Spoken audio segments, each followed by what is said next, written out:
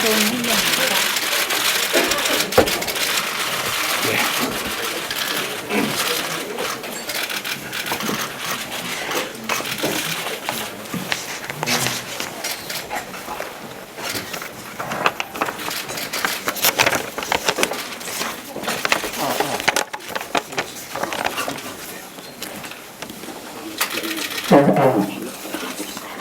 예, 오늘 저희 외신 기자 클럽에 굉장히 중요한 분을 모셨고요. 여러분들도 다 잘 아시다시피 오늘 브리핑을 위해서 문재인 전 대표님이시죠. 18대 대통령 선거에 출마를 하셨던 문 대표님 모셨습니다.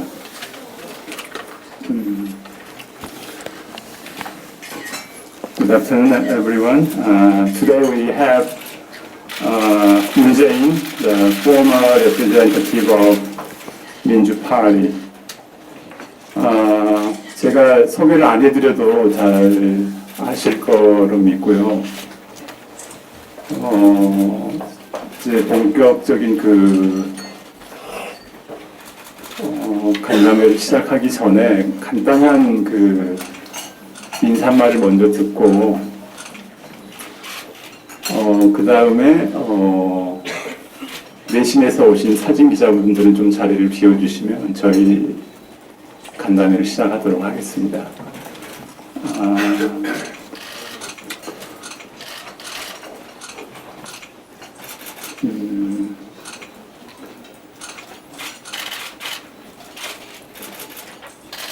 Welcome and thank you for coming here for press conference, Moon Jae-in. And first, let's listen to greetings from him before the main session.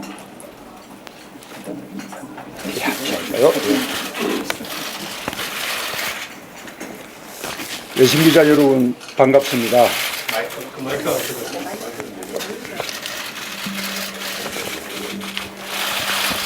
외신 기자 여러분 반갑습니다.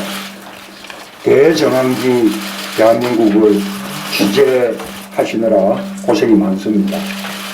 지금 대한민국은 혁명 중입니다. 명예로운 시민혁명입니다. 촛불혁명이라고 이름 붙여도 좋을 것입니다. 그 역사의 현장을 취재하고 있는 것이 여러분 기자인상에서 대단히 보람 있는 추억이 될 것이라고 확신합니다. 왜냐하면 대한민국 촛불혁명은 전 세계에서 가장 평화롭고 가장 질서 있는 시민혁명으로 역사에 기록될 것이기 때문입니다. 가장 창의적이고 가장 품격 있는 새로운 혁명입니다. 장장 50일이 넘는 시간 동안 연인은 1000만 명이 참가한 세계 역사상 최대 규모 집회에서 단 한 건의 폭력도, 단 한 사람의 체포자도 없었습니다. 어른과 아이들이 함께하는 축제처럼 아름다운 집회였습니다. 역사상 모든 혁명은 새로운 세상을 예언하는 높은 이상에도 불구하고 폭력과 희생이 따랐습니다. 하지만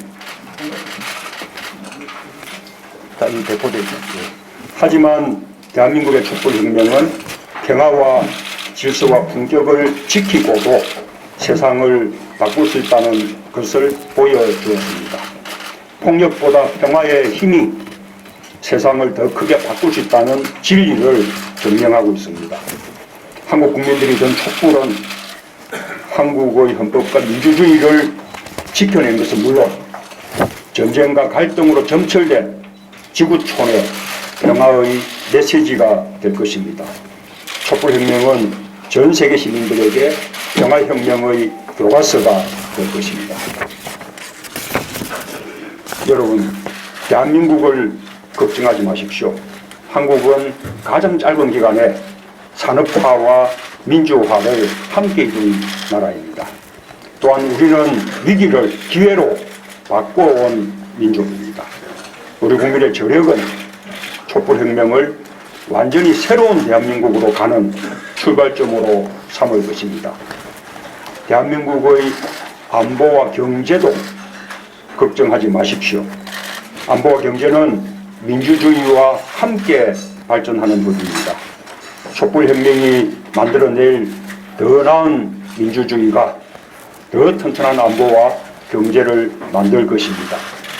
혹시라도 북한이 지금의 상황을 오판하여 무모한 도발을 해온다면 우리 국민들이 결코 용납하지 않을 것입니다. 저부터 앞장설 것입니다. 그러니 세계는 오히려 지금이 한국에 투자할 때입니다. 전 세계 투자자들에게 지금이 대한민국에 베팅할 때라고 쓰셔도 좋습니다. 여러분, 촛불혁명에서 만난 대한민국 국민들 어땠습니까? 자랑스럽지 않았습니까? 대통령은 부끄러워도 국민은 위대했습니다. 그것이 대한민국의 미래입니다.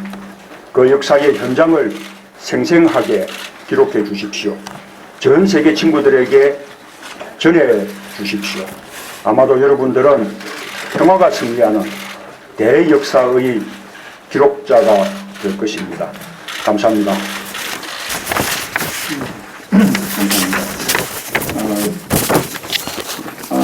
Westerners, please refer to the text of the speech already handed out and written in English.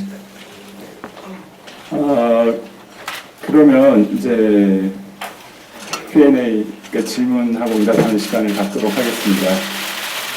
질문이 있으신 분은 손을 들어서 질문을 하시고요. 그 전에 앞서서 지금 문재인 전 대표님 쪽에서 질문을 그 촛불혁명과 신한국이죠, 이거요. 네, 그거에 좀 초점을 맞춰달라는 요청이 있었습니다. 참고하시기 바랍니다. For your reference, I wanna let you know that Moon requested the questions are only focused on the candlelight revolution and New Korea.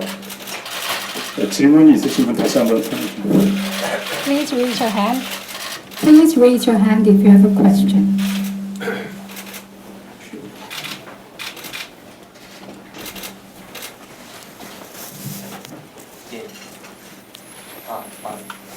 그냥 말씀드리겠습니다. 저는 중국 신한통신의 이승기 기자라고 하고요. 서시도 다른 분들 들으시게. 예.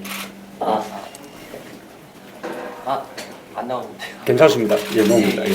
그래서 이제 뭐 촛불 혁명에 대해서 얘기해달라고 말씀하셨지만 이제 아무래도 유력 대선 주자시니까 이제 여쭤보고 싶은 거는 사실 촛불 혁명 때 뭐 이재명 시장 같은 경우는 많이 올랐어요. 근데 이제 좀 오랫동안 뭐 오르시긴 했지만 지지율이 좀 대체돼 있고.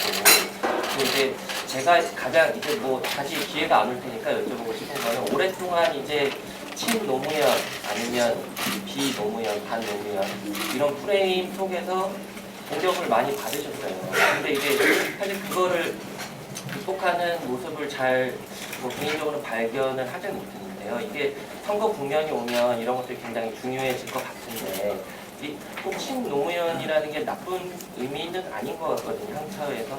근데 이제 그런 프레임을 극복을 어떻게 하실 건지 그리고 뭐 노무현 전 대통령과 오랫동안 지내셨으니까 거기 뭐 이제 인상적인 그분에 대한 말씀이라든가 아니면 그분의 정신에 대해서 어떻게 생각하시는지 그런 것들에 대해서 좀 말씀 부탁드립니다. Hello, I'm from Xinhua Tongxin of China.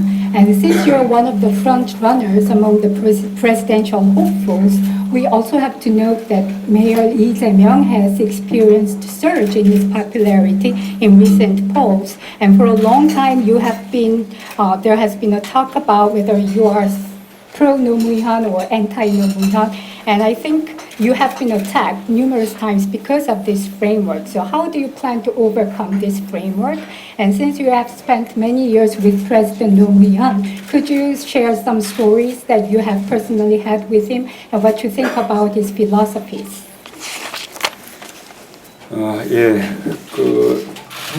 친노, 비노, 이런 이야기들은 그냥 저를 가두는 프레임에 지나지 않는다고 생각합니다.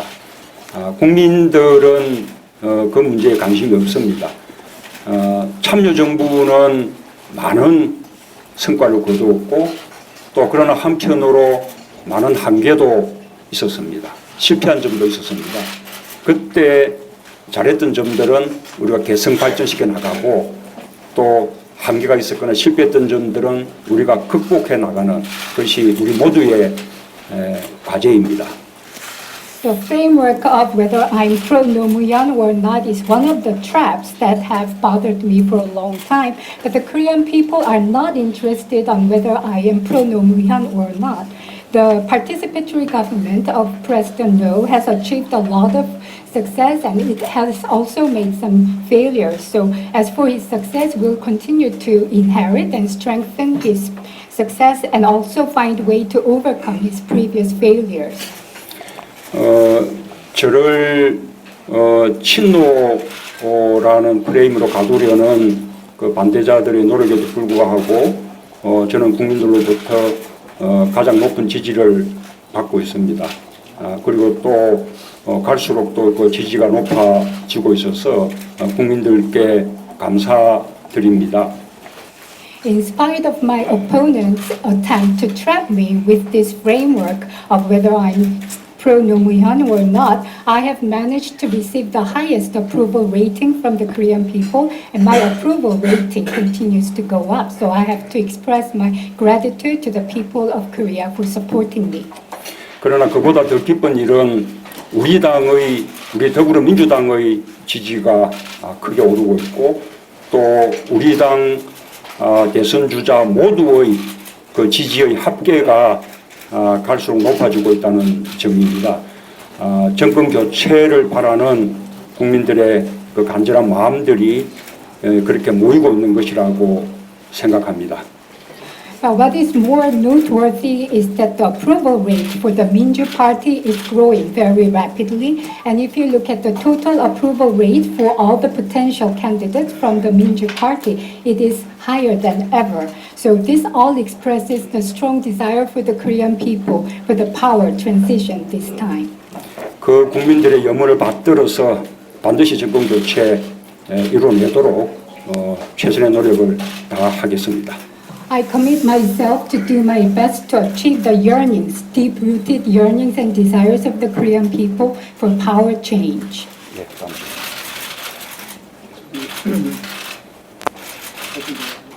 사진기자분들 좀 나가주셔도 되나요? 저 다음에 앞에서부터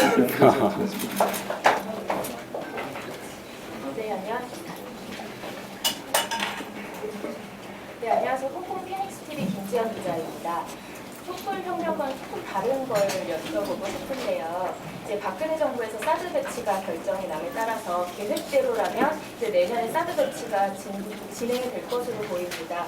이거에 대해서 어떤 기본적인 입장을 갖고 계신지 먼저 궁금하고요. 두 번째로는 이제 대통령 탄핵 이후에 사드 배치 결정에 어떤 변화가 있을 것이라고 보시는지, 지금 황교안 권한대행 체제 하에서 변화가 좀 있을 것으로 보시는지 궁금하고요. 또 그 변화가 있어야 된다고 생각하시는지, 그리고 필요하다면 어떤 변화가 있어야 된다고 생각하시는지 말씀 부탁드립니다. I'm from Phoenix TV of Hong Kong, and I have a question about deployment of THAAD missiles on the Korean Peninsula.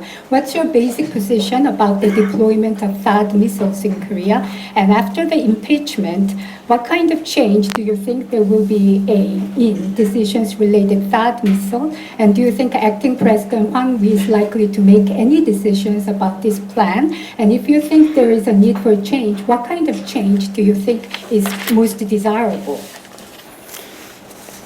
민감한 질문인데요. 결론부터 말씀드리면 저는 사드 배치 문제는 앞으로 진행을 다음 정부로 미루는 것이 옳다고 생각합니다. Well, that is a very sensitive question indeed, but to share the conclusion, first, I believe that any decisions related to THAAD deployment is better be postponed or deferred to the next administration. 사드 배치는 우리 대한민국의 안보라는 측면에서 덕과 실이 교차하는 그런 문제입니다. Well, THAAD deployment certainly has its own shares of pros and cons when it comes to the security of Republic of Korea. 그래서 사드를 들여올 것이냐 말 것이냐라는 점에 대해서 충분한 공론화의 과정이 국내적으로 필요했고 또 대외적으로는 사드 배치에 대해서 걱정하는 중국과 러시아에 대해서 좀 더 외교적으로 설득하는 그런 노력들이 있어야 했다고 생각합니다. So for THAAD deployment, I think it is necessary to have sufficient discussions in the domestic front about the THAAD deployment, and also we need to do some consensus building in the domestic front. And also for diplomatic affairs, we have to find a way to diplomatically persuade the concerns of China and Russia who are worried about deployment of THAAD in Korea. 그런데 그 박근혜 정부는 그런 노력을 전혀 하지 않고 시종일관 미국으로부터 제의도 없었고 협의도 없었고 결정된 바도 없다라는 삼노로 일관하다가 어느 날 갑자기 졸속으로 사드 배치를 결정했습니다. But as far as we are concerned, President Park made no such efforts to discuss this issue with the stakeholders. There has been no discussion whatsoever, no hearing of the public opinion regarding THAAD deployment, and all of a sudden she has come out with this decision to deploy THAAD missiles in Korea. 그래서 박근혜 대통령이 국회에서 탄핵이 가결이 되고 그 직무가 정지되고 총리가 권한을 대행하는 이 상황에서 사드 배치를 계속 강행해 나가는 것은 적절치 못하다고 생각합니다. So as the impeachment motion has been passed by the Assembly and her presidential rights have been suspended, and under such circumstances, I don't think it's appropriate for her to continue to push for deployment of THAAD. 차기 정부에서 충분한 공론화와 외교적인 그런 노력들을 더 이렇게 하면서 합리적인 결정을 내리는 것이 타당하다고 생각합니다. So a reasonable decision has to be made by the next administration after thorough discussions and consensus buildings in this matter. 네, 감사합니다. 저분이 마이크까지 갖고 왔습니다.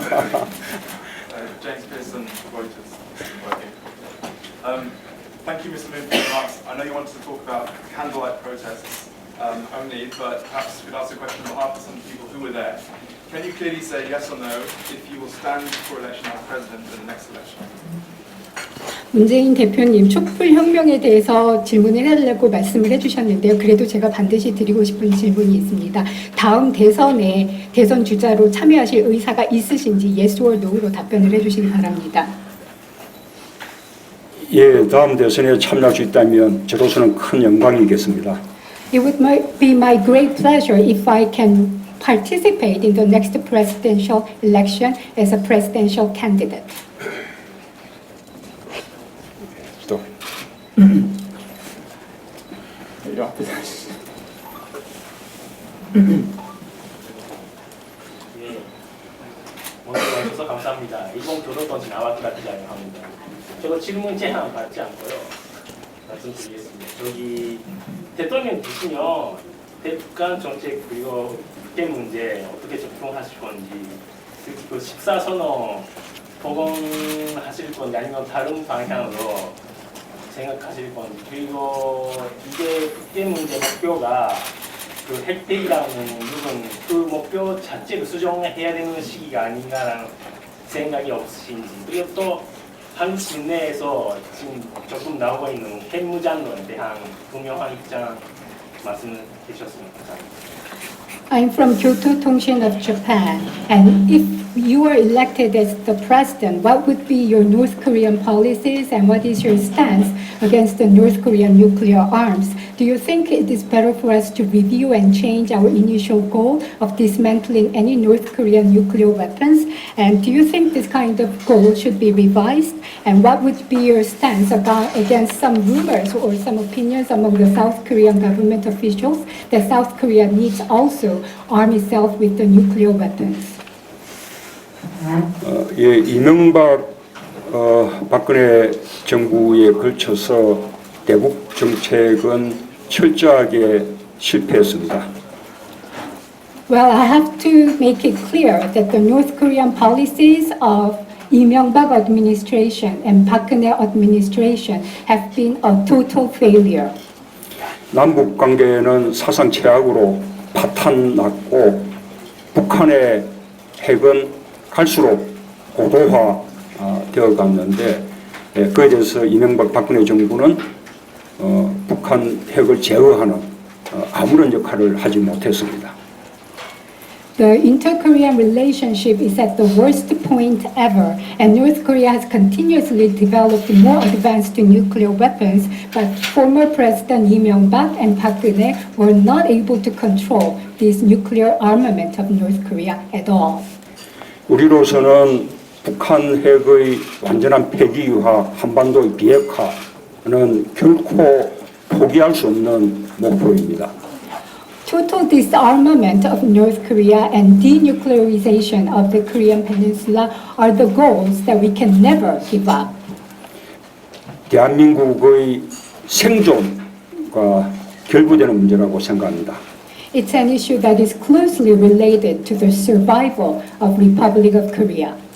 그런데 북한 핵의 폐기를 위해서라도 이런 압박과 제재만으로는 성공할 수 없다는 사실이 확인되었습니다. But in order to dismantle North Korean nuclear weapons, it has been proven that oppression and coercion are not the most effective measures. 북한의 핵실험이나 미사일 발사 실험에 대해서 국제적으로 강도 높은 제재가 필요합니다.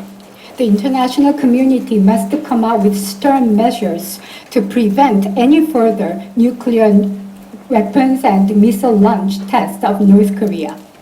그러나 그 강도 높은 제재와 압박의 목표는 북한 핵의 폐기를 위한 대화 테이블을 마련하는 데 있다고 생각합니다. But I believe that the purpose of such stern measures by the international community is to bring North Korea to the table for dialogue and start open discussion with North Korea.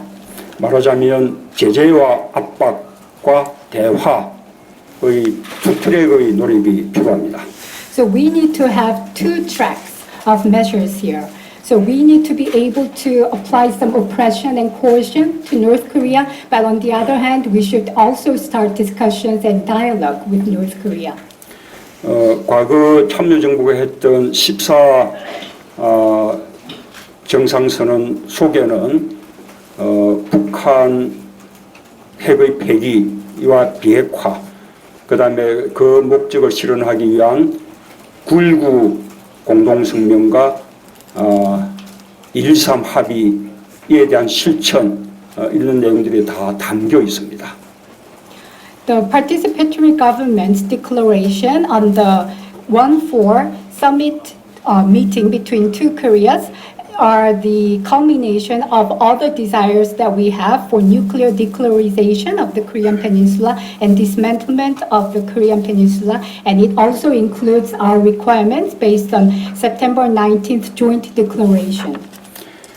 과거 박정희 대통령이 했던 7.4 공동성명, 그리고 노태우 정부 때의 남북 기본 합의서, 또 김대중 정부에서 있었던 6.15 공동선언, 그리고 참여정부의 14 정상선언, 이렇게 역대 정부가 했던 남북 간의 합의를 남북이 함께 존중하고 함께 실천해 나가는 그러기 위한 대화로 돌아가야 한다고 저는 믿습니다.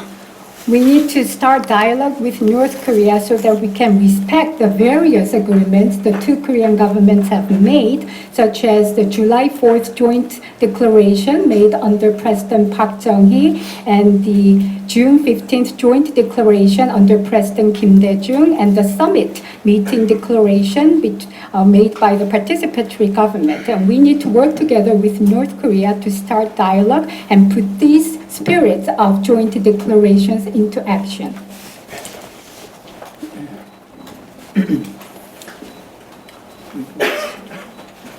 자, 질문은 좀 간단하게 해주시면은. 자, ABC 뉴스 조유인데요. 지금 전 세계가 그 다음 달 출범될 트럼프 미국 총통령을 추가로 분석되고 있습니다. 그 이유는 그 트럼프 정부의 방향이 어디로 갈지 몰라서 그러는 건데, 어쨌든 내년에 누군가가 당선이 되면 그 한국 정부는 트럼프 정부하고 딜을 해야 되는데,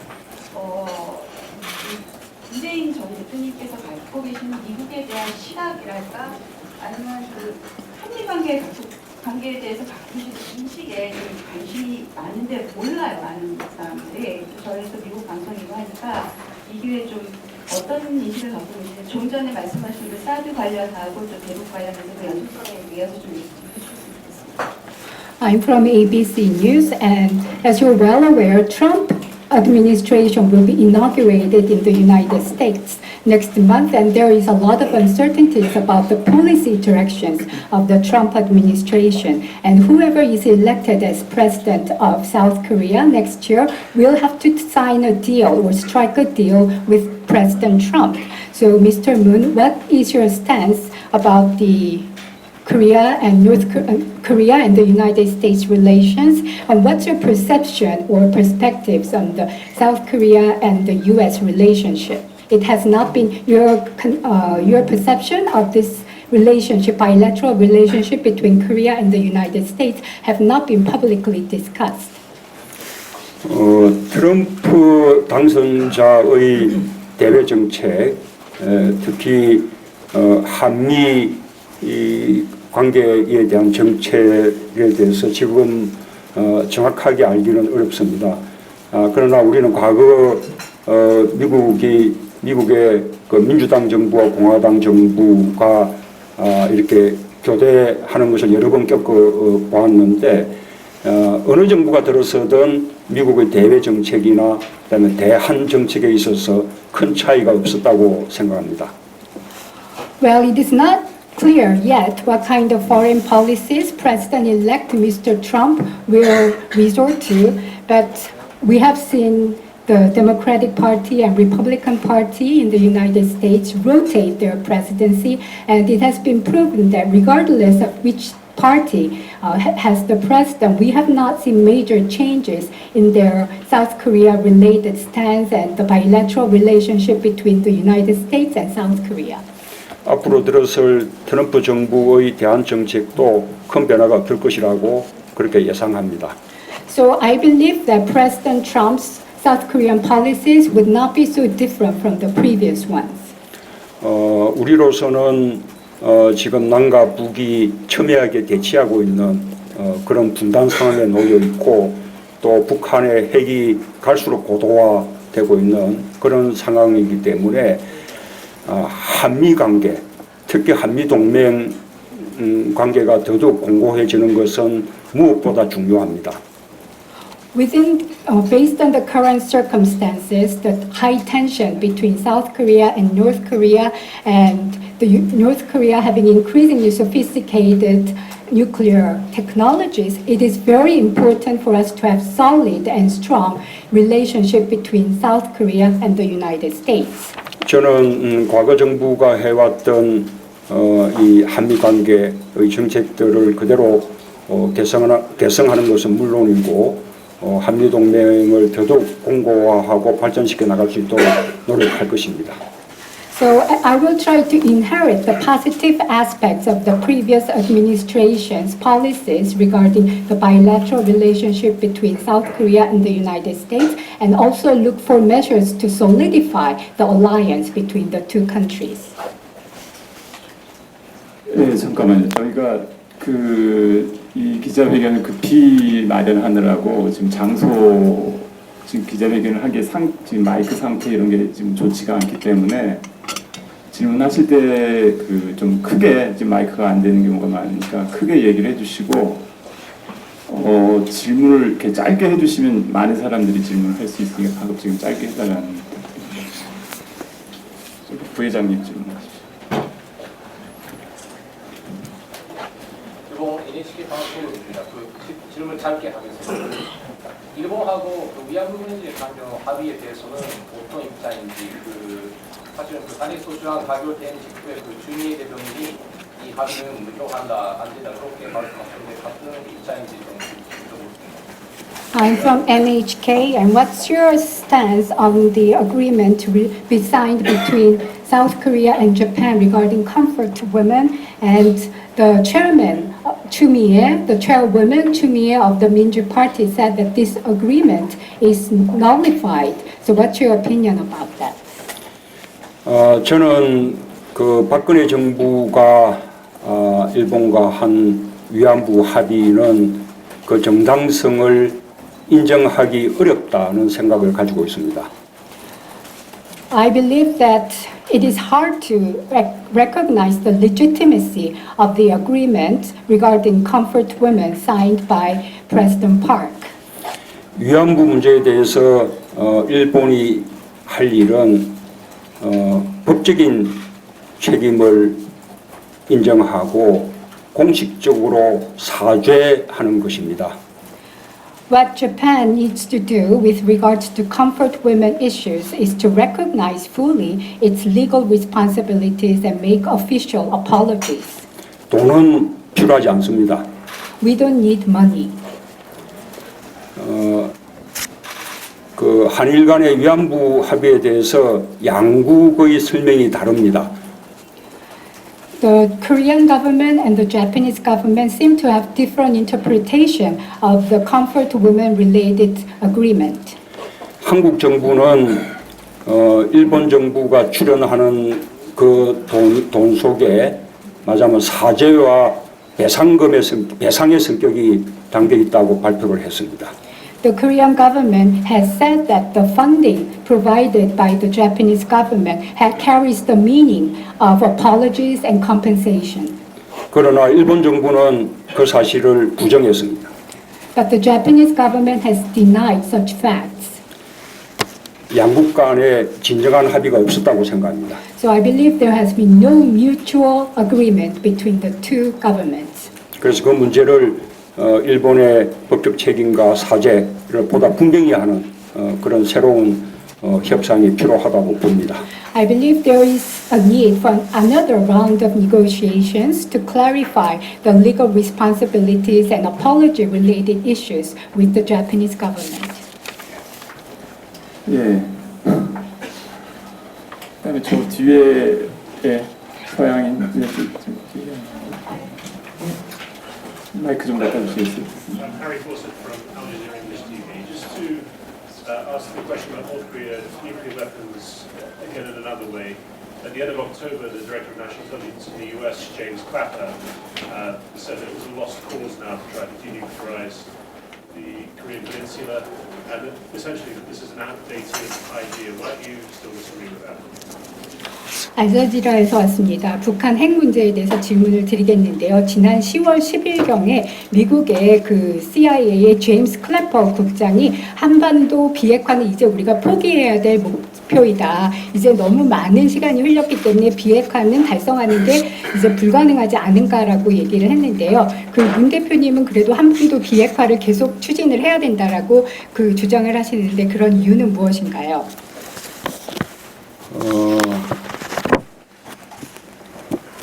한반도의 비핵화는 우리 남북 간의 오랜 합의였습니다. 그리고 우리 민족의 생존을 위해서도 우리는 한반도에 핵무기를 둘 수 없다고 그렇게 생각합니다. Denuclearization of the Korean Peninsula has been a long-standing agreement between South Korea and North Korea, and we cannot tolerate any single nuclear weapon on the Korean Peninsula for the very survival of our nation. 그러나 지금은 이 북한의 핵이 상당히 고도화된 이 단계에 이르렀기 때문에 북한 핵을 한꺼번에 단숨에 완전히 폐기하기는 현실적으로 어려움이 있다고 생각합니다. But since North Korea now has highly sophisticated nuclear weapons, I think it is not realistic to try to dismantle all the nuclear weapons of North Korea at one go. 그러나 단계적인 해결은 여전히 가능하다고 믿습니다. But I still believe step-by-step resolution is feasible. 우선은 북한이 추가적인 핵실험을 하거나 또 핵 능력을 더 정대시키거나 또는 핵을 확산하거나 하는 것을 일체 멈추는 말하자면 핵 동결부터 우선 1차적으로 해내고 이어서 완전한 비핵화로 그렇게 나아가는 그런 2단계의 해법이 가능하다고 생각합니다. So I believe two-step approach could be feasible here.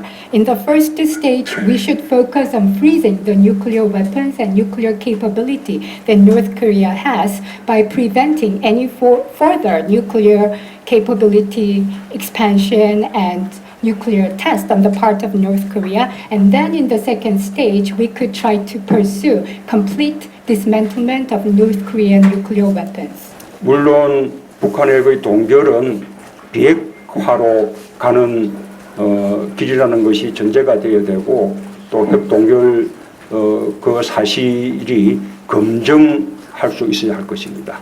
Of course, the goal of pursuing the freezing of North Korean program is to pave the way for denuclearization of the Korean Peninsula, and the freezing of North Korean nuclear program must be done in a way that can be thoroughly verified. 네, 건강하시죠. 블룸버그 국가기자입니다. 요즘 나오고 있는 재벌 개혁 관련해서 구체적으로 많이 갖고 계시는지 말씀해 주시기 바랍니다. I'm from Bloomberg, and do you have any specific plans about the reforms of chaebols in Korea? 예, 지금 우리는 박근혜 최순실 게이트를 통해서 그리고 또 지금 촛불혁명을 통해서 재벌 개혁의 아주 호기를 맞이하고 있다고 생각합니다. Through Park Geun-hye and Choi Soon-sil Gate and the rise of the candlelight revolution, I think we have a very good opportunity to bring about reforms on the part of chaebols in Korea. 재벌도 뇌물죄의 공범으로 함께 처벌받아야 하고 이것을 계기로 정경유착의 고리를 완전히 끊어야 한다고 생각합니다. I believe that chaebols must be punished as an accomplice in this bribery crime, and we should find this opportunity to cut and sever the collusive ties between the politicians and chaebols once and for all. 나아가서 재벌의 지배 구조와 의사결정 구조를 민주화해서 이 재벌이 더 이상 불공정 경제의 원천이 되지 않도록 그렇게 경제 민주화를 이룰 필요가 있습니다. And we should try to reform and democratize the governance structure and decision-making procedures of chaebols so that chaebols can no longer be the source of unfairness and inequalities in economy in Korea. So we should achieve economic democracy through these kind of efforts. 예, 많은 구체적인 방안이 있지만 이 자리에서는 그런 의지를 밝히는 것으로 이 답을 마치겠습니다. We of course have specific plans for chaebol reforms, but I believe it is more appropriate for me to reaffirm my commitment to promote chaebol reforms.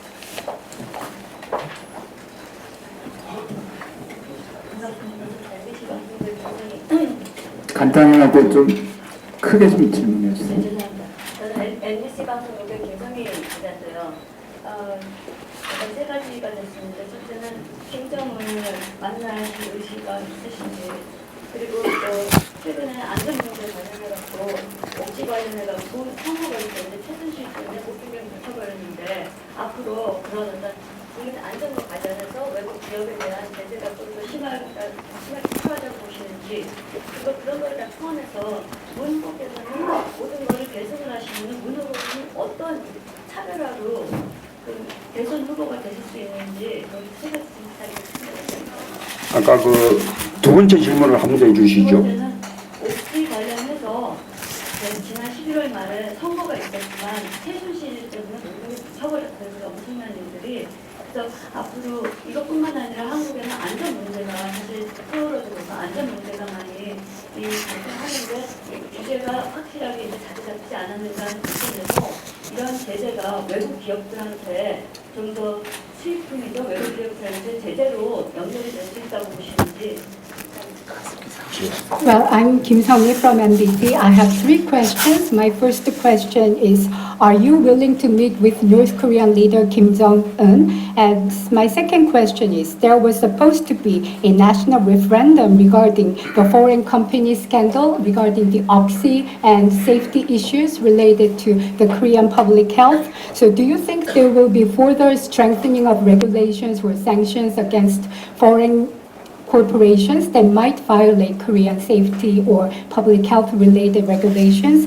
And my third question is, how do you plan to differentiate your campaign pledges from your from on top of the ones that you're going to inherit from your predecessors? 예, 저는 그 북한의 김정은 위원장과 북한 핵의 완전한 폐기와 한반도의 비핵화를 논의 테이블에 올려놓을 수 있다면, 그리고 아까 말씀드린 대로 14 정상선언을 비롯해서 역대 정부가 북한과 했던 합의들을 남북이 함께 공동으로 존중하고 실천하는 그 점을 논의할 수 있다면 김정은과 정상회담을 할 용의가 있습니다. As for the first question, I indeed have the intention to meet with North Korean leader Kim Jong-un if we can put on the agenda the denuclearization of the Korean Peninsula and dismantlement of the North Korean nuclear weapon. And if we can discuss that, I will be willing to meet with him. And also, we should also find ways to put in action and inherit the spirits that have been expressed through various inter-Korean agreements that have been signed by previous administrations. 예, 그리고 지금 안전한 대한민국을 바라는 것은 지금 촛불 민심이 요구하는 가장 중요한 과제 중에 하나입니다. Well, having a safe Korea is one of the strongest desire that have been expressed by the participants of the candlelight revolution in Korea. 세월호 참사 때 대한민국 정부는 또 국가는 아무런 역할을 하지 못했습니다. During the tragic sinking of Sewol Ferry, the Korean government, the state, have not been functional. 가습기 살균제 사건에서도 오랫동안 많은 피해가 있어 왔는데도 정부는 역시 아무 역할을 하지 못했습니다. Regarding this incident related to the humidifier sterilizer issues, even though it has caused so much damage for such a long period of time, the Korean government did not do anything. 그 두 사건을 새로운 대한민국으로 나아가는 데 있어서 아주 중요한 교훈으로 삼아야 한다고 생각합니다. We need to learn stern and very serious lessons from these two incidents as we try to create new Korea. 정부, 특히 청와대가 국민의 안전을 지키는 컨트롤 타워 역할을 해야 합니다. The Korean government and the presidential office indeed need to begin to function as the control tower that keeps the Korean people safe. 그리고 제조물 이렇게 책임에 대해서도 제조물의 안전에 대해서도 적어도 OECD 국가의 평균적인 수준 정도의 규칙이 정해져서 이게 국내 기업이든 외국 기업이든 구분 없이 똑같이 엄격하게 적용되어 나가야 한다고 생각합니다. Regarding the safety of the manufactured goods, I believe Korea should come out with regulations that can meet at least the average level of OECD nations, and that must be applied uniformly to all Korean and foreign companies without any differentiation. 답이 되셨습니까?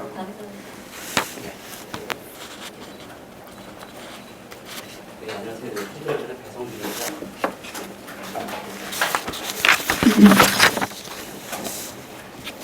크게 얘기해 주세요. 한일관계 관련된 질문 드리겠는데요. 지소미아 문제에서도 반대하는 목소리가 계속 하던 것을 기억하는데 이 문제에 대해서는 어떤 입장을 가지고 계신지 설명. 어떤 문제? 그다음에 박근혜 정부가 들어선 이후로 일반되는 미국의 상태였거든요. 근데 일본에 대해서 어떤 인식을 가지고 계시는지 또 한일 관계에 어떻게 이제 풀어가고 싶으신지 그거를 설명을. 첫 번째 질문 다시 한번 해주세요. 한일 관계에 대해서 질문 한번 드리겠는데요. 그 지소미아 문제에 대해서도 반대하는 목소리가 꽤나 높았던 걸로 기억하거든요. 근데 그 문제에 대해서는 어떤 입장이신지 말씀 부탁드리고요. 그다음에 박근혜 정부 들어서서 그 한일 관계가 늘 경색된 채로 유지가 됐었는데 일본에 대해서 어떤 인식을 가지고 계신지 한일 관계를 또 어떻게 풀어나가는지 그걸 Well, I have questions related to Korean and Japanese relations. What's your position about GSOMIA-related issues? And my second question is, with the inauguration of the Park Geun-hye administration, there has always been high level of tension between South Korea and Japan. So what's your perception of Japan, and how would you like to carry out the relationship with Japanese government? 그 한일 간의 군사정보 보호 협정 질문하신 거죠? 네.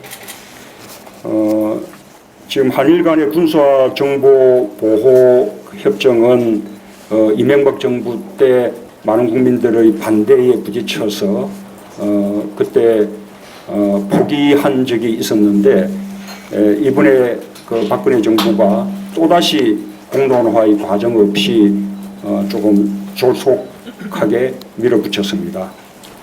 Well, I think you're talking about the Korea-Japanese Military Information Protection Agreement, and it has been tried by President Lee Myung-bak in his administration, but because of the strong resistance from the Korean people, he decided to give up. But President Park Geun-hye, without going through the consensus-building process, suddenly brought this up once again. 많은 우리 대한민국 국민들은 일본이 군사 대국화의 길을 걸어가고 있고 특히 우리 독도에 대해서 계속 영토권을 주장하고 있는 그래서 한일 간의 영토 분쟁이 있는 이런 그 마당에 군사정보보호협정을 체결하는 것이 이것이 적절한 일인지 의문을 표시하고 있습니다. Well, many Korean people have big doubts about whether it's appropriate to pursue the military information protection between South Korea and Japan when there is high level of tensions regarding the territorial rights disputes between the two countries regarding Dokdo issue. And many Korean people now have strong concerns about Japanese becoming a military power.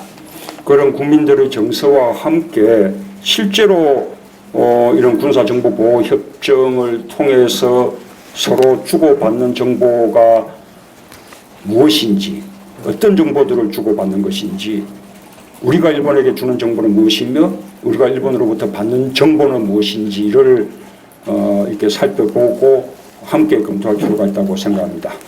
We need to review this agreement in more details in line with the sentiment of the Korean public. We have to look what kind of specific information will be exchanged between the two countries under the Military Information Protection Agreement, what kind of information we will be providing to Japan, and return what kind of information we will be getting from Japan. That must be reviewed and scrutinized thoroughly. 예, 그리고 일본은 우리와 오랜 역사, 그다음에 오랜 문화를 함께 공유해온 아주 가까운 이웃입니다. Japan is a very close neighbor for us. We have shared a big part of our culture and history with Japan. 공동으로 번영하는 그런 미래를 함께 이뤄나가야 한다고 생각합니다. I think that both nations should work together to achieve a period in which the two countries can prosper together. 그리고 일본이 가지고 있는 국력, 경제력, 그리고 국제적인 위상만큼 우리 동북아의 평화를 위해서 더 큰 역할을 해주어야 한다고 그렇게 생각합니다.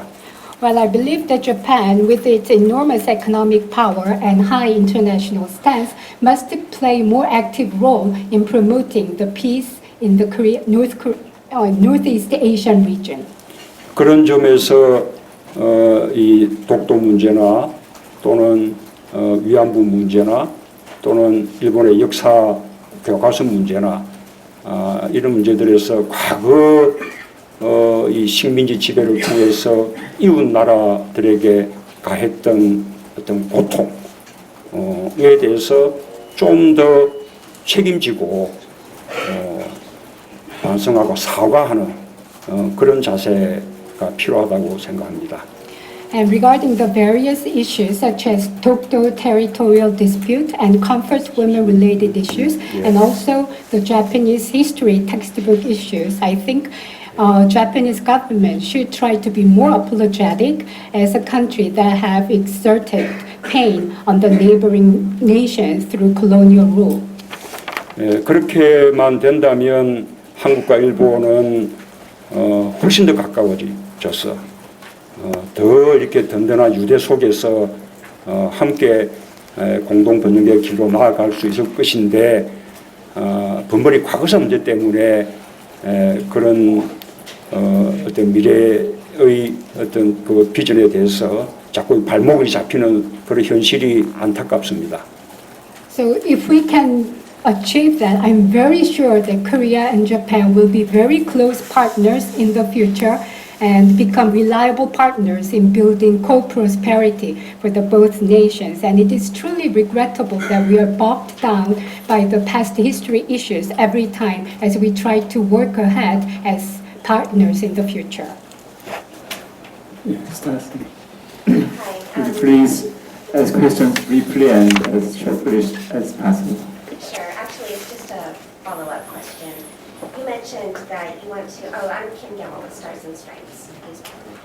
You mentioned that you would want to maintain a strong relationship with the U.S. and inherit the positive aspects of President Park's foreign policy.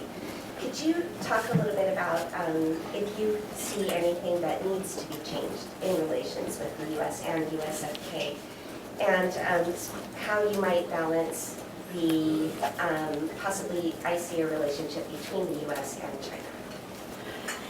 저는 Stars and Stripes지에서 왔는데요. 아까 대표님께서 한미 동맹 관계를 계속해서 이제 강화시켜 나가기 위해 노력을 하실 것이다라고 얘기를 해주셨고요. 과거 정부의 한미 동맹 관계에 있어서 긍정적이 있다면 그 부분을 계속 가져가겠다라고 말씀을 해주셨는데요. 현재 한미 동맹 관계에서 구체적으로 어떤 부분이 변화됐으면 좋겠다라고 느끼시는 부분이 있으면 좀 말씀을 해주셨으면 좋겠고요. 지금 미국과 중국의 관계가 지금 갈수록 냉각되고 있는데 이 문제는 어떻게 접근을 하는 게 좋다고 생각을 하시는지요?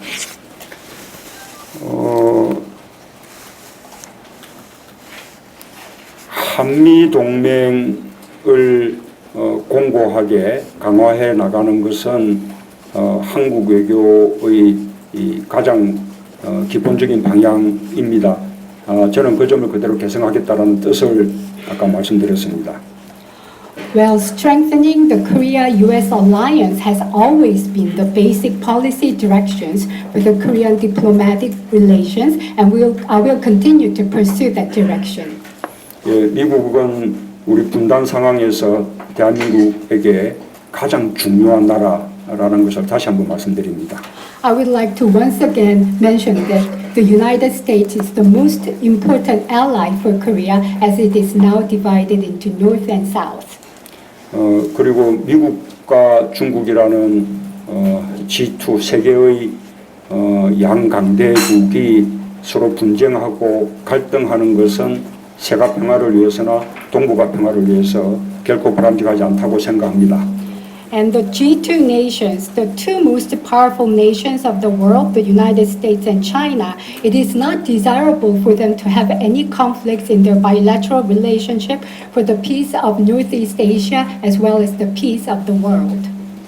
동북아의 평화와 번영, 또 우리 한반도의 평화와 번영을 위해서 미국과 중국이 함께 협력하는 그런 관계가 되기를 소망합니다. I deeply desire that I deeply desire the United States and China can find a way to have cooperation between the two countries for the sake of the peace and prosperity of Northeast Asia as well as the entire world. Gordon, next question.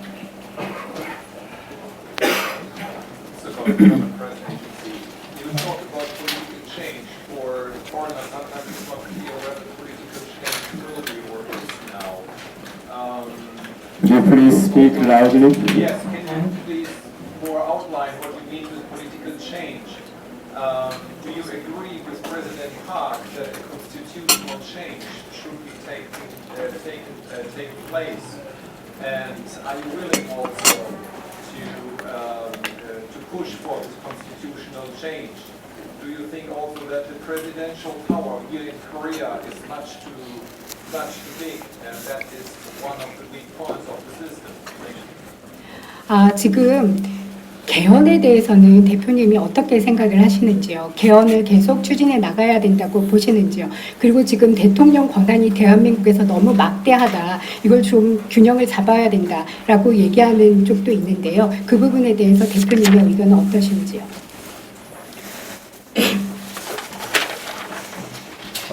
저는 개헌이 필요하다는 생각입니다. 저는 이미 지난 대선 때 개헌을 공약한 바가 있습니다. Well, I believe that we eventually need to amend our constitution, and amendment of constitution was one of my campaign pledges during the previous presidential election. 지금 헌법은 87년 6월 항쟁 이후에 정치권에서 급하게 이렇게 개정한 헌법이어서 우리 시대 발전에 따라가지 못하는 그런 부족한 점들이 많이 있습니다. Well, the current constitution has been amended in 1987 following the June democracy movement, and the political circles amended the constitution rather in a hurry, and since then it has failed to catch up with the changes of our society.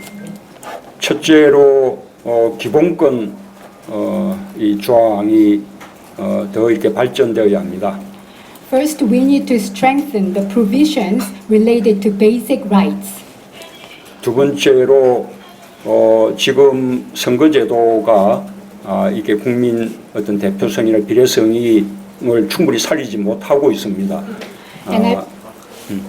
그래서 국민 대표성을 제대로 살릴 수 있는 그런 선거제도의 개편이 필요하고 그것을 할 수 있는 개헌이 필요하다고 봅니다. And we also need constitutional amendments to make some changes to the current election system. I believe that the current election system is not fully representative of the opinion of the Korean people, and we need to reform in a way that could be more representative of the desires of the Korean people. 그리고 세 번째로 권력 구조 면에서도 이 대통령의 권한 남용을 제대로 견제할 수 있는 이런 여러 가지 분권화나 상권 분립을 강화하는 조치 등이 필요하다고 봅니다. And third, for power structure, we need to find a way to control any potential abuse by the president of the presidential powers through various measures such as promoting decentralization of power. 네 번째로 제가 가장 중요하게 생각하는 점 중 하나인데 지방 분권을 강화하기 위한 그런 개헌이 필요하다고 봅니다. And the fourth This is something that I feel most dear about, and we need to decentralize power among the central government and the local governments. 그러나 지금은 때가 아니라고 봅니다. But I believe it is not the best time to pursue constitutional amendments now. 적절한 시기와 방법이 선택되어야 합니다. We have to choose the right timing and the right approach for constitutional amendments. 시기 면에서는 지금의 정국이 끝나고 정국이 안정된 상황 속에서 차분하게 견이 논의될 필요가 있습니다. As for the timing, I think it would be most appropriate to discuss the constitutional amendment issues when the current concerns and the uncertainties subside. 두 번째로는 일부 정치권에 의한 개헌이 아니라 국민들이 함께 참여하는 그런 시민 참여형 개헌이 이루어져야 한다고 봅니다. And I think for this round of constitutional amendments, it should not be dominated by a small number of politicians. It should be engaged and led by the people of Korea. 제가 모두 말씀드렸는데 혹시 그 촛불혁명에 관련된 질문은 없으십니까?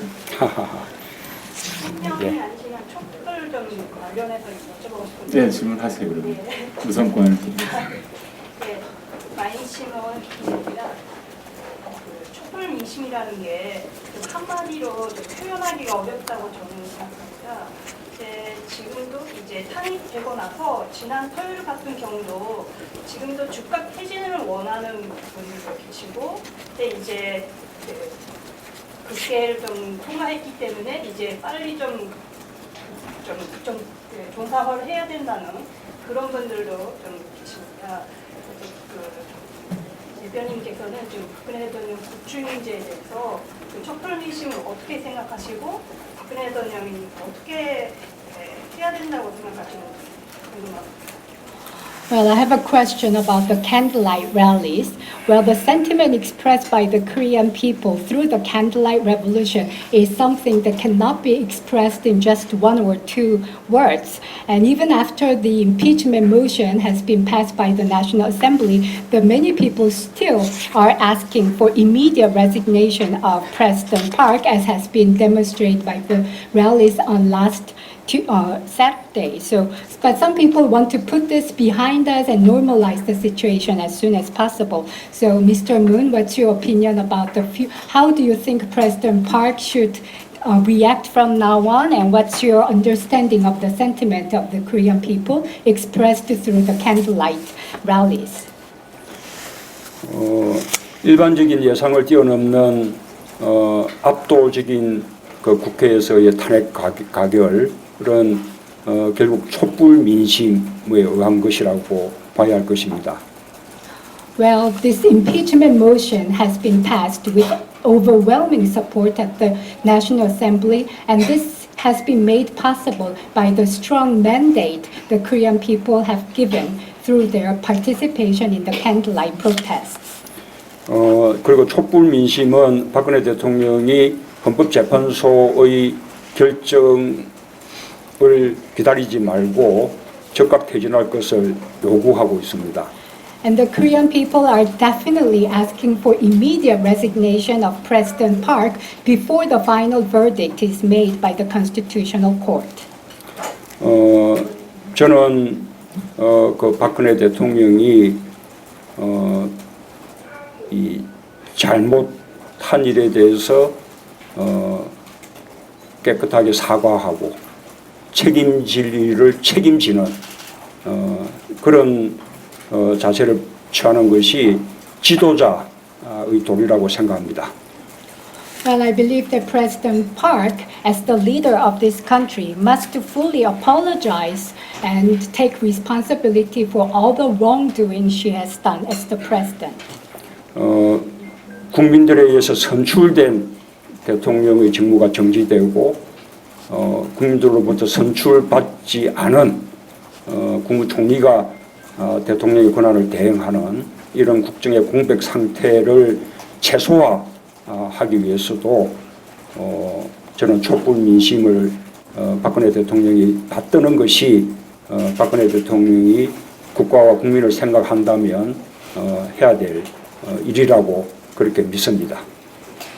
Now, the presidential powers of the president who has been elected by the people have been suspended, and prime minister who has not been elected by the people of Korea is now serving as the acting president. And in order to minimize this damage caused by the vacuum in the leadership of Korea, it is only appropriate for President Park to fully apologize for what she has done to the Korean people and to the country, and fully understand the sentiment that has been expressed by the candlelight rallies for her immediate resignation. 예, 또 촛불 아까 질문하신 분들 일단 좀 더 기다리시고 저기 스튜더 please 뭐 I'd also like to ask a question about the protests. I think that we all agree that they were remarkable by their peacefulness and in what they achieved, which was a vote on impeachment. But now that decision on President Park's fate is in the hands of the Constitutional Court. And I wanted to ask you if you think there is a point at which protests might become counterproductive, which is to say that the court should be making a decision purely based on the merits of the evidence that it has now. And already people are talking about how it may be influenced by popular opinion, indeed that it should perhaps be influenced by popular opinion. So I'd like to know if you think that is problematic. 네, 에코노미스트지에서 왔습니다. 촛불 집회에 대해서 질문이 있는데요. 아주 놀랍게 평화적으로 진행이 되었고 또 원했던 탄핵을 이끌어내서 꽤 성공을 거둔 촛불 집회라고 할 수 있을 것 같습니다. 그런데 이제는 박근혜 대통령이 운명이 헌법재판소의 손에 맡겨져 있고요. 이러한 상황에서 촛불 집회가 어느 시점에서 보면 오히려 역효과를 일으키지 않을까라는 생각이 듭니다. 헌법재판소에서는 명백하게 객관적인 증거에 따라서 결정을 내려야 되는데 헌법재판소의 결정이 이러한 대중의 요구나 대중의 영향력에 의해서 영향을 받을 수 있는 가능성이 있다고 보시는지, 그렇게 영향을 받는 것이 바람직하다고 보시는지 그 대표님의 의견을 여쭙고 싶습니다.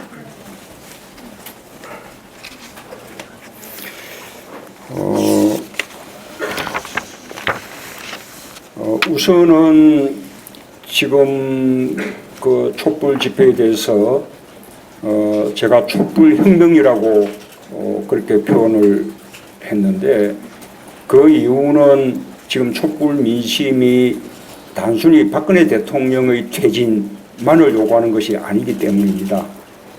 Well, I have referred to the candlelight rallies as candlelight revolution because what people are really demanding through those demonstrations would be that they're not just asking for the resignation of the president, they're asking for more. 박근혜 대통령의 퇴진을 넘어서서 정의롭지 못하고 불평등하고 불공정하고 반칙과 특권 이 넘쳐나고 부정부패로 가득 찬 이런 구체제를 혁파하고 새로운 대한민국의 건설을 요구하는 이런 근본적인 변화를 요구하고 있습니다. What Korean people are asking for is the massive change, the fundamental change in the Korean society. They're not just asking for the resignation of President Park, but they once again want to get rid of all the injustice, inequalities, unfairness, irregularities, and corruption in the Korean society. 헌법재판소에 의한 탄핵과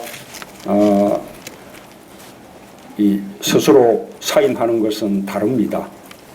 Well, being impeached by the Constitutional Court is definitely different from voluntary resignation by President Park. 탄핵은 국가가 책임을 묻는 것이고 사임은 스스로 책임을 지는 것입니다. Well, through impeachment, the state asking the president take responsibility, but through voluntary resignation, the president is willing to take the responsibility for her wrongdoings. 저는 박근혜 대통령이 스스로 책임을 지는 자세가 필요하다고 봅니다. I believe President Park should voluntarily take responsibilities. 저는 헌법이 저 허공에 걸려 있는 그런 어떤 거룩한 것이 아니라고 생각합니다. Well, I don't think Constitution is something sacred that is hanged somewhere up in the air. 국민들이 가지고 있는 헌법 의식이 바로 헌법입니다. What the Korean people perceives about the Constitution is truly the Constitution of our country. 절대 다수의 국민들이 대통령의 탄핵을 요구하고 또 퇴진을 요구하고 또 형사 처벌을 통해서 책임을 질 것을 요구하고 한다면 저는 그런 의식들이 바로 대한민국의 헌법이라고 생각합니다. Well, if the majority, absolute majority of the Korean people are asking for impeachment, resignation of President Park, and for criminal punishment of the president, I think that indeed is the Constitution of Korea. 헌법재판소가 그런 그 민심들을 이렇게 존중하면서 이렇게 조속한 결정을 내려줄 것이라고 기대합니다. I believe that the Constitutional Court will be making immediate verdict based on the strong desire of the Korean people.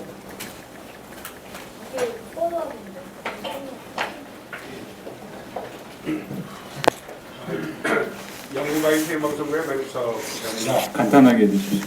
저기 지금 대선 지지율 1위를 기록하고 계신데요. 반기문 후보에 대해서 만약에 출정한다면 어떻게 평가하십니까? 제가 You have the highest rating among the potential presidential candidates, and what's your opinion about your potential rival, Mr. Ban Ki-moon? 예, 혹시 경쟁자가 될지도 모르기 때문에 제가 평가할 처지가 아니라고 생각합니다. 예. Well, I don't think I'm in a position to make any assessment of Mr. Pan because we could potentially become rivals in the future.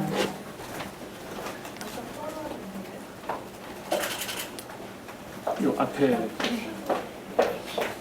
간단하게 해주세요. 좀.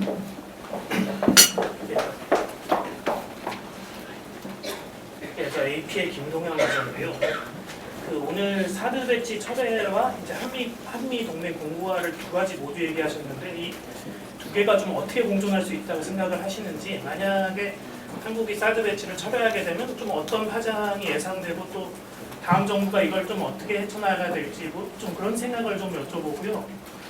두 번째로 문재인 전 대표께서 생각하시는 헌법적 가치 중에 좀 제일 중요하다고 꼽는 게 무엇인지 좀 너무 많으시면 세 가지 정도만 이렇게 정리해서 말씀해 주시면 좋을 것 같습니다. I'm Kim Dong-young from AP.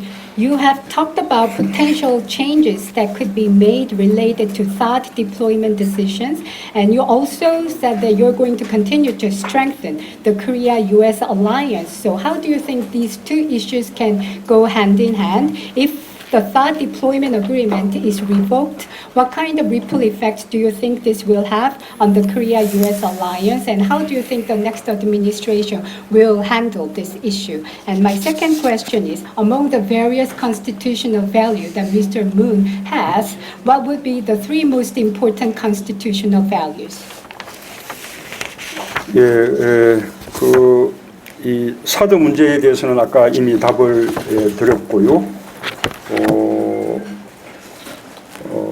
우리가 사드 문제를 이렇게 재검토하는 속에는 아까 외교적인 여러 가지 노력들이 선행되어야 한다고 말씀드렸는데 그 속에는 미국과의 외교적인 노력도 당연히 포함되는 것입니다. 우리가 사드 문제, 배치 문제를 재검토하는 것이 한미 동맹을 해치는 것이라고 생각하지 않습니다. Well, I think I have already answered the question related to THAAD deployment issues. And as I said, THAAD deployment issue must be reviewed thoroughly, and in this review efforts, there should also be diplomatic dialogue and discussion with the United States. And I don't think any change in the THAAD deployment issue would in any way damage the Korea-US alliance. 저는 이 헌법적 가치 부분은 이는 추상적인데요. 첫 번째가 정의라고 말씀드릴 수 있을 것 같고요. 두 번째가 역시 민주주의입니다. 그리고 세 번째가 분권이 중요하고요. 또 네 번째로 말씀드리자면 통합이 중요하다고 생각합니다. Well, my constitutional values are rather abstract, but the first constitutional value that I would like to emphasize is justice. Second, democracy. Third, decentralization of power. Fourth, unity.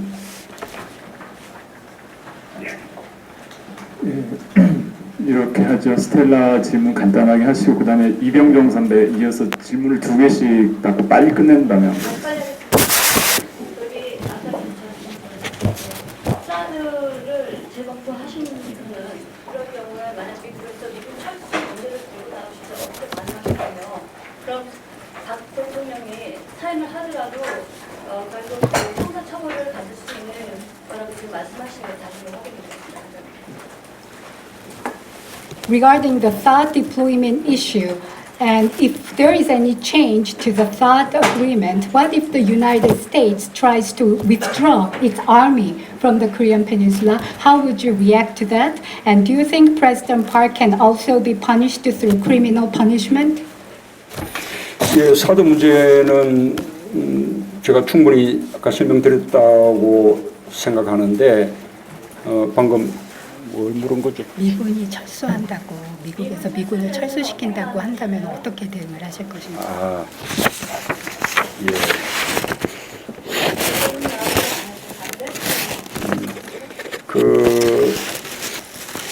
지금 미군은 주한미군은 이 남북 간의 평화뿐만 아니라 이 동북아 전체의 어떤 군사적 균형과 평화를 위해서도 아주 중요한 역할을 한다고 생각합니다.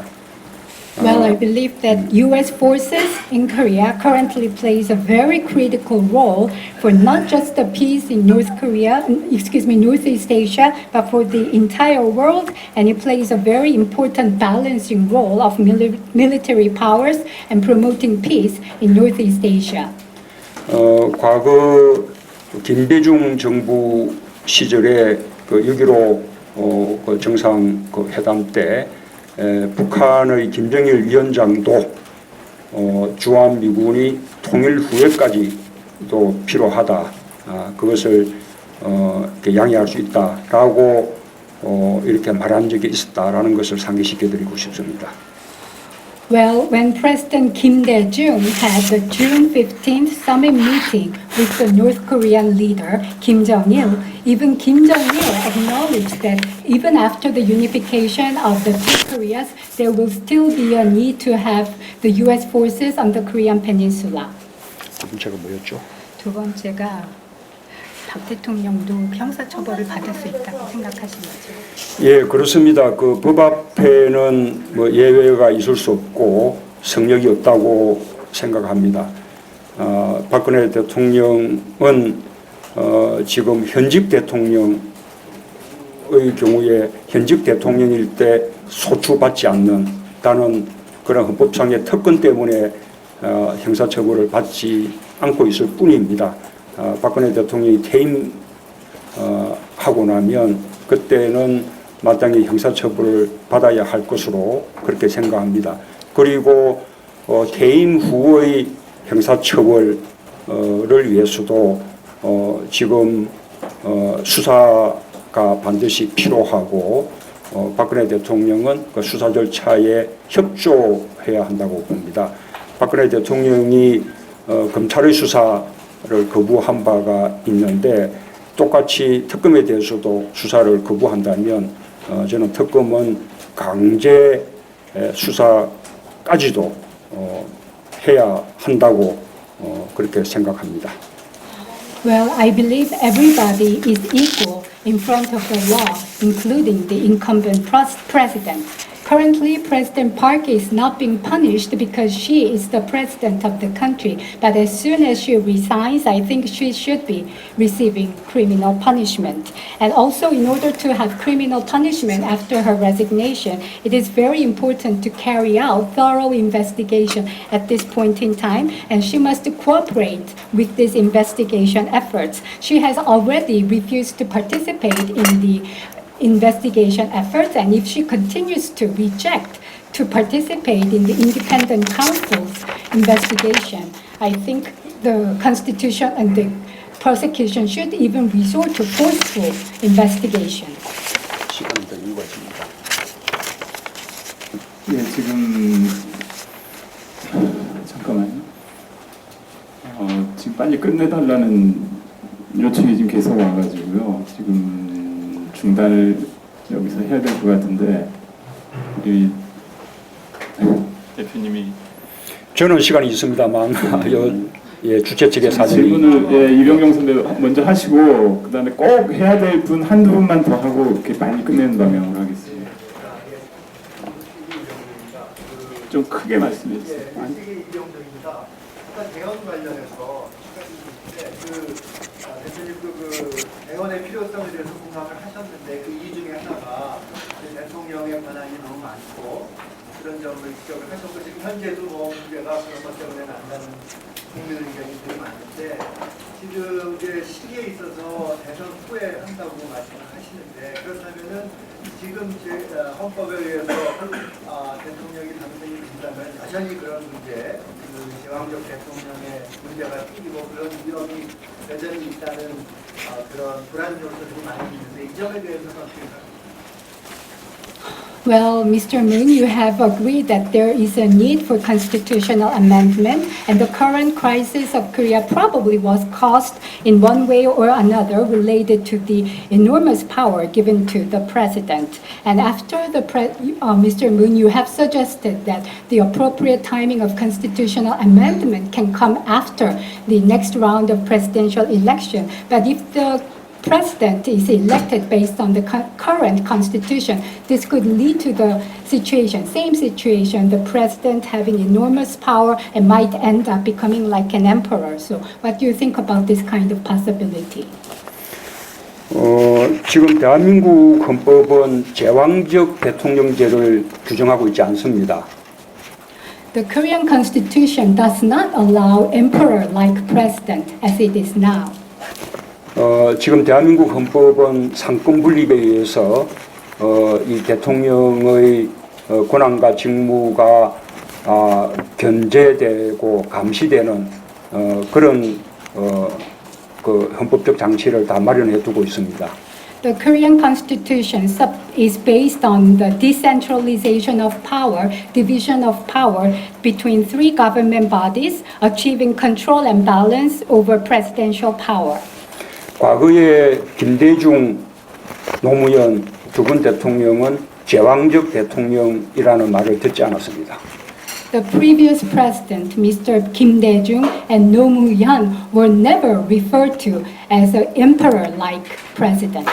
오히려 대통령의 힘이 약해서 두 분 대통령이 하고자 했던 개혁조차도 충분히 다 하지 못했습니다.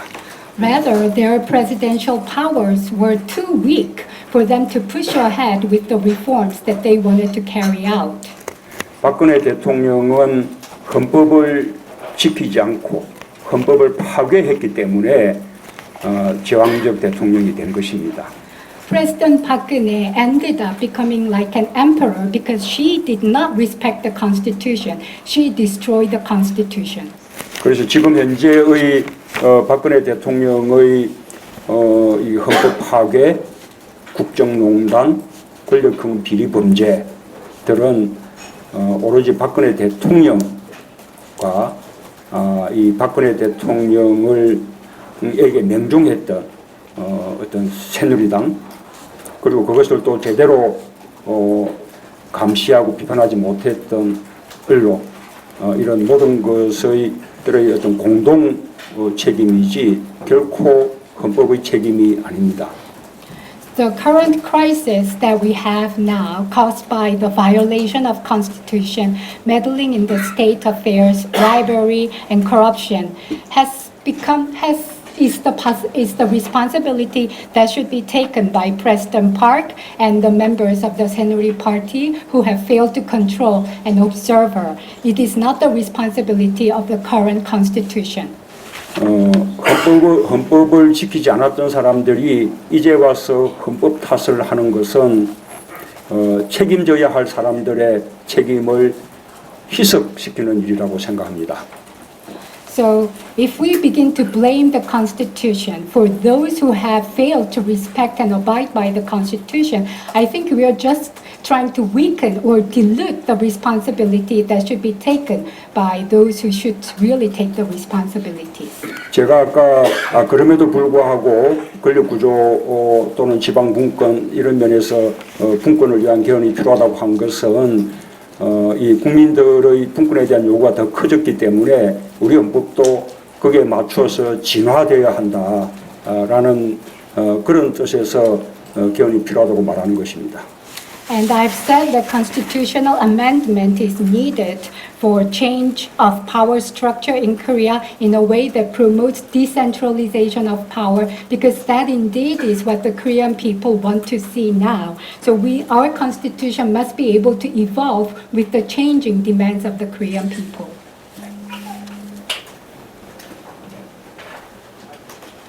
저기 마지막 질문. This will become the last question. 간단하게. 러시아 스푸트니크 이상현 촛불 민심이 말씀하신 대로 단순한 정권 교체의 그런 욕구가 아니었다 말씀하신 대로 같은 당의 김부겸 의원도 오늘 얘기를 하셨는데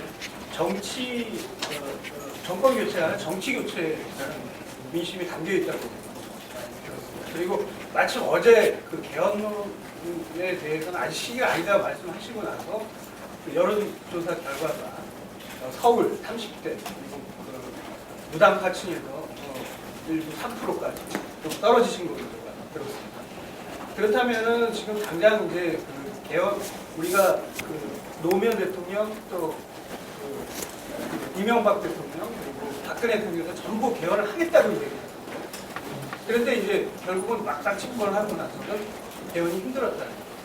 그렇다면 이것이 국민의힘이 어떤 형태든지 불권형이든 아니면 4년 중임이든 대각제에서 개헌에 대해서 본격적으로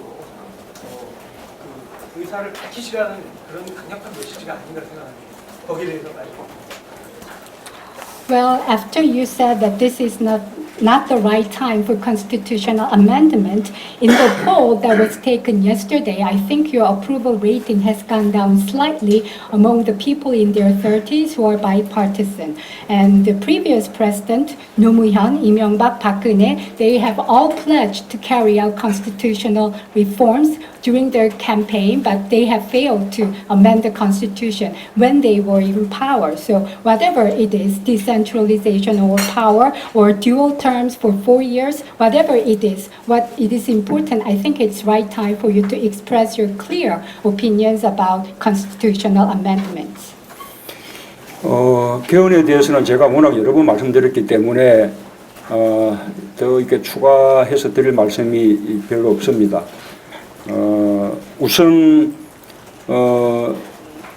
제가 개헌의 필요성에 공감한다는 것, 또 지난번 대선 때 이미 개헌을 공약한 바가 있었다는 것, 지금은 시기가 적절하지 않다는 것, 그 다음에 좀 더 차분하게 시민 참여형으로 개헌이 논의되어야 하고, 다음 대선 때 개헌이 공약돼서 다음 정부 초반에 개헌이 이루어지는 것이 바람직하겠다라는 이 생각할 때 여러 번 말씀을 드린 바가 있었고요.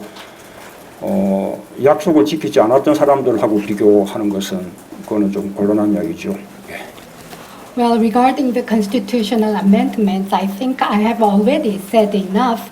And as I've said, I agree on the need for constitutional amendments, and I've pledged to carry out constitutional amendments in my previous presidential campaign. And third point is this is not the best time for constitutional amendments. And when we pursue constitutional amendments next time, it should be in a relatively more composed and calm setting, and the people should take the lead in this discussion. And I believe the constitutional amendment must be taken by the next administration in the earlier stage of the administration.